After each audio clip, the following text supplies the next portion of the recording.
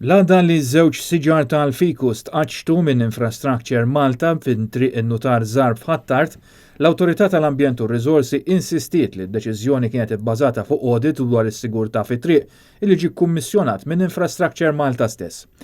Bistqarrija l-ERA qalet li kienet irċiviet applikazzjoni minn Infrastructure Malta biex tbiddel il-permess diġà mogħti maħruġ għal proġett Central Link bilan li tqaċtu iż-żewġ siġar fit-triq Nutar Żarb.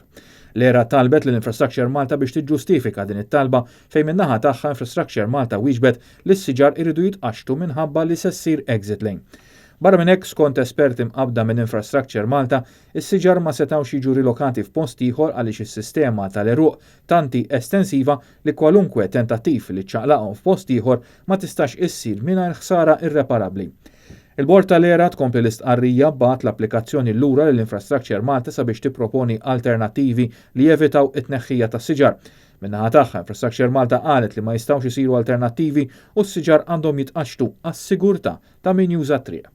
Il-ħamis filgħodu residenti f'Ħattart ippruvaw isemmaw leħinhom biex iwaqfu lil ħaddiema ta' Infrastructure Malta milli jqaċtu dawn iż-żewġ siġar protetti.